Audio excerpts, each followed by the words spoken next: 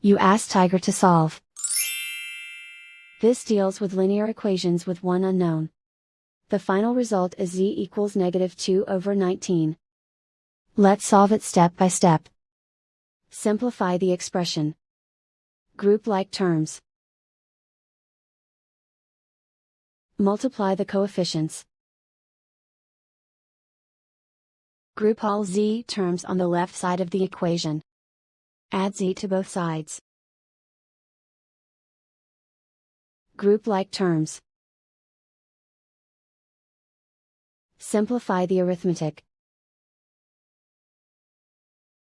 Group like terms. Simplify the arithmetic. Group all constants on the right side of the equation. Subtract 7 from both sides.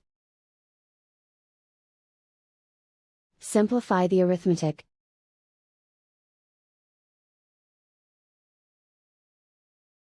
Isolate the z. Divide both sides by 57. Simplify the fraction.